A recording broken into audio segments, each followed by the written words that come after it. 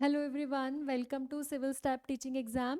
This is Lisha and in this session I am going to explain you कि हमारा master plan क्या रहेगा beginners के लिए अगर कोई बच्चा CSIR नेट JRF के लिए प्रिपेयर कर रहा है in the stream of physical sciences.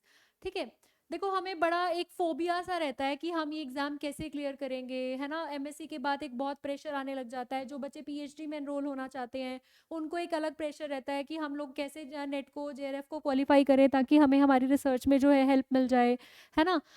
जिन बच्चों को रिसर्च ही परस्यू करनी है उन लोगों को तो और प्रेशर रहता है। देखो प्रेशर नहीं लेना है, मैं आपको आज एक प्लान बताऊंगी आप लोगों ने कैसे कैसे फॉलो करना है। ये प्लान मैंने अपने टाइम पे जब मैंने नेट क्लियर किया था इसी को फॉलो किया था and I was able to clear that. ठीक है, देखो वैसे हर किसी का पढ़ने का तरीका अलग होता है ना। Consistency, what matters the most is consistency.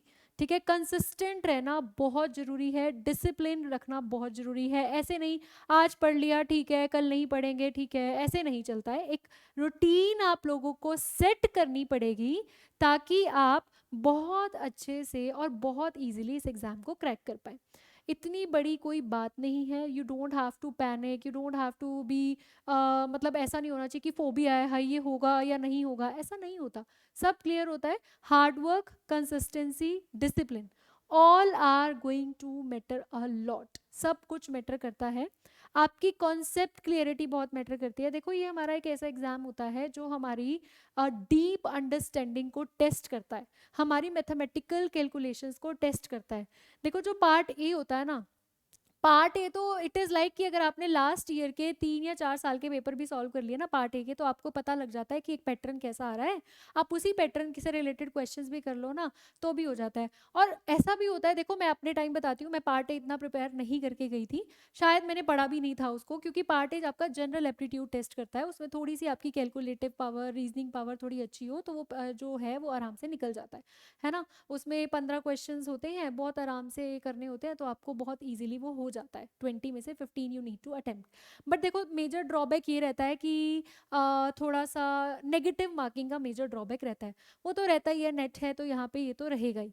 पर मैं आज आपको बताऊंगी कि आप 99 मार्क्स कितनी आराम से स्कोर कर सकते हो। लेकिन कंडीशन ये है, आपको कंसिस्टेंट रहना पड़ेगा, डिसिप्लिन में रहना पड़ेगा। ठीक है, डेली का काम डेली करना ही पड़ेगा। You have to do it. मतलब सोचो आपके पास कोई और ऑप्शन है ही नहीं। तो आज आइए स्टार्ट करते हैं सेशन को। Hopefully you are going to like the session, है ना। तो देखो सबसे पहले हम बात करने वाले हैं आज पार्ट बी और पार्ट सी की। आप सबको पता है जो हमारा पार्ट बी होता है वो कोर होता है, पार्ट सी जो होता है वो एडवांस्ड होता है, राइट। पार्ट बी में हर एक क्वेश्चन 3.5 मार्क्स का होता है और पार्ट बी में हर एक क्वेश्चन जो है वो 5 मार्क्स का होता है, राइट। पार्ट बी में there are 25 questions and we need to attempt only 20 questions। 20 questions attempt करने हैं। और यहाँ पे क्या होता है, यू हैव 30 क्वेश्चंस बट फिर भी आपको अटेम्प्ट कितने करने हैं, 20 ही अटेम्प्ट करने हैं। ठीक है, पर इतनी खुश होने की बात नहीं होती, क्वेश्चंस का लेवल थोड़ा सा हाई रहता है पार्ट सी में। 10 क्वेश्चन की अगर छूट मिली है तो लेवल उतना ही हाई होता है इस क्वेश्चन को जब आप सॉल्व करने बैठते हो। यहाँ पे आपकी कैलकुलेटिव पावर बहुत अच्छी होनी जरूरी है।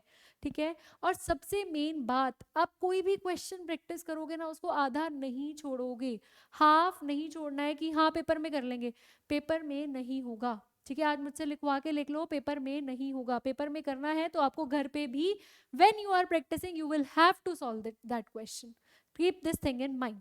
ठीक है, अब यहाँ पे देखो जो हमारा 20 क्वेश्चन है, 20 × 3.5 कितने मार्क्स बन जाते हैं, 70 मार्क्स का हमारा बी सेक्शन होता है। और अगर मैं सी सेक्शन की बात करूं, 20 × 5 दैट इज 100 मार्क्स का हमारा क्या होता है, सी सेक्शन होता है। टोटल हो गए 100 + 70 दैट इज 170 मार्क्स। ठीक है, और 30 नंबर का आपका रहता है सेक्शन ए। ओके, तो अब 170 मार्क्स कैसे हम स्कोर करें। 170 मार्क्स स्कोर करना तो चलो it is very difficult, but beginners के लिए भी मैं बता रही हूँ जो पहली बार तैयारी कर रहे हैं उनके लिए कुछ टिप्स हैं। अगर आप ये टिप्स फॉलो करोगे फॉर श्योर आपका एग्जाम जो है वो बहुत ईजिली निकल जाएगा। देखिए जो सबसे पहले, एक तो देखो हमारे पास 9 सब्जेक्ट्स हैं हमारे फिजिक्स में, है ना। अगर हम एडवांस्ड को देखें, कोर में 6 आते हैं और एडवांस्ड में देखें तो टोटल 9 सब्जेक्ट्स हैं। 9 में से अगर आपकी 5 सब्जेक्ट्स पे कमांड बहुत अच्छी है, ठीक है, 9 सब्जेक्ट्स पे कमांड, 9 में से 5 सब्जेक्ट्स पे कमांड बहुत अच्छी है, मतलब या 6 आपके अच्छे हैं, तो आप net plus JRF you can crack very easily, ठीक है।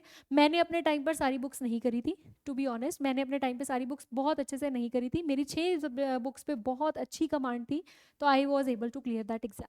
तो आप लोगों ने भी, जो बच्चा बिगिनर है वो 5 या 6 बुक्स पे अपनी कमांड बहुत अच्छी बनाए और प्रोबेबली पार्ट बी पे अपनी कमांड इतनी स्ट्रांग बनाए। मैक्सिमम स्कोर आप पार्ट ए और पार्ट बी में करो, ताकि पार्ट बी में अगर हमें पार्ट सी में हमें थोड़ा कम भी आता हो ना, तो भी वो चल जाए और हम अपने एग्जाम को क्लियर कर ले, क्योंकि पार्ट बी थोड़ा सा इजी रहता है, एमएससी बेस्ड रहता है, कॉन्सेप्ट क्लियरिटी है, प्रीवियस ईयर के अच्छे से आपने कर रखा है, तो निकल जाता है। तो मैक्सिमम स्कोर कोशिश करनी है पार्ट बी में, हम करके ही रहेंगे। ओके, उसके बाद आपने प्रीवियस ईयर नेट हो, गेट हो, सेट हो, जेस्ट हो, टिफर हो, जेस्ट टिफर थोड़े से हाई लेवल के हो जाते हैं, जो जेआरएफ के लिए सोचता है वो यहाँ पे आए, जो नेट के लिए सोचता है ये 3 चीजें, previous year of NET, GATE and SET, state का भी होता है ना, जैसे नेट नेशनल एलिजिबिलिटी टेस्ट होता है, जैसे सेट होता है ना, स्टेट एलिजिबिलिटी टेस्ट होता है ना, उसके प्रीवियस ईयर अगर आप पिछले 3 सालों के प्रीवियस ईयर उठा लेते हो, अच्छे से सॉल्व कर लेते हो, आपको एक पैटर्न पता लग जाएगा कि इस लेवल का क्वेश्चन आता है और इस लेवल के क्वेश्चन मुझे प्रैक्टिस करने हैं। आपको सारा नहीं पढ़ना है, मुझे सारा नहीं पढ़ना है, मुझे सिर्फ उतना पढ़ना है। कई ऐसे बच्चे होते हैं ना जो थोड़ा सा पढ़ के भी एग्जाम क्लियर कर जाते हैं, जो सारा साल पढ़ते हैं उनसे वो भी नहीं होता है ना। तो ये वो बच्चे कैसे करते हैं, वो लोग ना पैटर्न समझते हैं। तो हमें स्मार्ट प्ले भी करना है। हम क्या करेंगे, अगर हम बिगनर्स हैं और हमें लिमिटेड सिलेबस में क्लियर करना है, हम पैटर्न समझेंगे, उससे रिलेटेड वैसे वैसे क्वेश्चन सारे करके जाएंगे, ताकि हम लोग उस एग्जाम को क्या कर ले, क्लियर कर ले। तो पिछले 3 सालों के to crack NET and at least 5 years to crack the JRF, at least 5 years। जो देखो मैंने अपने टाइम में 2011 से लेके मैंने 2019 में क्रैक किया था, 2019 तक सारे प्रीवियस ईयर किए थे, ठीक है, सारे किए थे मैंने, तो सारे किए थे। क्योंकि अब वो आपके लिए है कि मैं बार बार कह रही हूँ, अगर आप बिगिनर हो, आपने कोई तैयारी नहीं की है, तो आप ये वाले प्लान को फॉलो कर सकते हो, ठीक है। नेक्स्ट, 50 मार्क्स पार्ट बी में लाने बहुत जरूरी हैं अगर आप नेट क्लियर करना चाहते हो अपना, तो 50 नंबर लाने हैं, और आसान है, कोई बड़ी बात नहीं है। मैंने बोला ना, प्रीवियस ईयर करो और एमएससी कॉन्सेप्ट के क्लियरिटी ले आओ, आराम से हो जाएगा, आराम से क्लियर। अब कंसिस्टेंसी बोली थी मैंने आपको एक, है ना, 2 घंटे सुबह 2 घंटे शाम को आपने क्वेश्चन सॉल्विंग को देने ही देने हैं। ऐसे मान लो कि सुबह मैं 2 घंटे नए क्वेश्चन सॉल्व करूंगा, है ना, और शाम को मैं 2 घंटे जैसे क्वेश्चंस मैंने सुबह सॉल्व किए थे उसी के टाइप के क्वेश्चंस में और सॉल्व करूंगा, है ना। इस चीज को बांध लो, या सुबह मैं प्रीवियस ईयर सॉल्व करूंगा, शाम को मैं उसके जैसे जैसे क्वेश्चन जो पॉसिबल है वो सॉल्व करूंगा, ये करूंगी। ये एक अपना रूटीन सेट कर लो, 4 घंटे आपने देने ही देने हैं, ठीक है। 2 आवर्स बीच में, देखो 6 घंटे हम पूरे दिन में बहुत आराम से पढ़ सकते हैं, बहुत आराम से। देखो अगर आपकी कॉन्सेप्ट क्लियरिटी है, फिर तो क्वेश्चन प्रैक्टिसिंग ही रह जाती है ना, क्वेश्चन प्रैक्टिसिंग, वो 4 घंटे तो आप निकाल ही सकते हो, और निकालने भी पड़ेंगे, अब कोई दूसरा ऑप्शन है ही नहीं हमारे पास, है ना।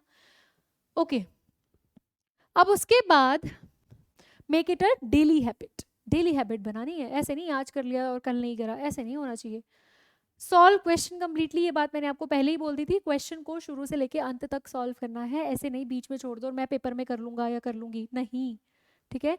दिन में 4 क्वेश्चन करो, लेकिन चारों पूरे सॉल्व होने चाहिए।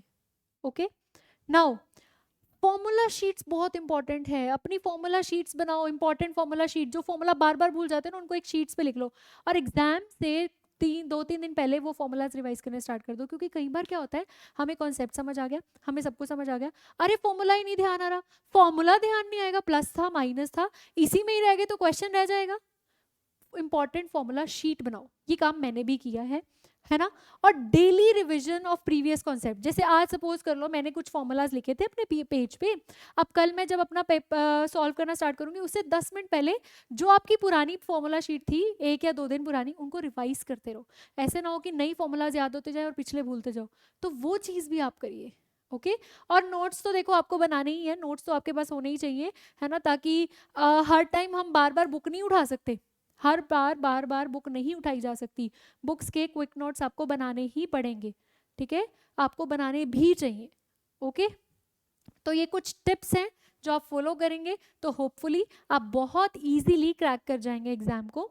अब देखो मैं आपको 99 मार्क्स स्ट्रेटेजी बता रही हूँ कि 99 मार्क्स कैसे स्कोर कर सकते हो। टोटल क्वेश्चंस हैं आपके पूरे पेपर में 75, ठीक है, आपको अटेम्प्ट करने हैं 55।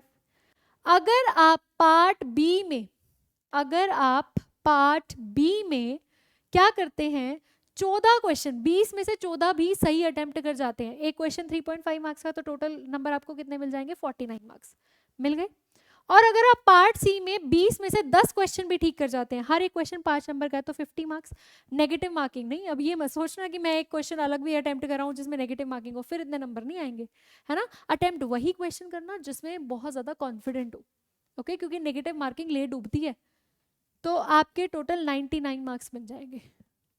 अब कह दो मैम आपने कह दिया, कहना तो बहुत आसान है, करना मुश्किल नहीं है, लेकिन अगर आप इसमें से 14 में से 10 भी अटेम्प्ट कर लो, है ना, 35 तो ये भी बन जाएंगे, 35 + 50 तब भी 85, तब भी नेट क्लियर हो सकता है ना।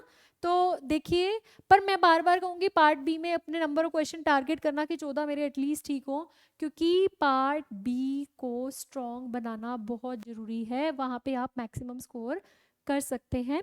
होपफुली आप लोगों को मेरी ये स्ट्रेटजी अच्छी लगी होगी, है ना, you will like the strategy, आप सेशन को लाइक करेंगे, है ना, और जिसने अभी तक चैनल नहीं सब्सक्राइब किया वो सब्सक्राइब भी कर सकता है ऐसी ऐसी मोर इंटरेस्टिंग वीडियोस के लिए। Thank you so much.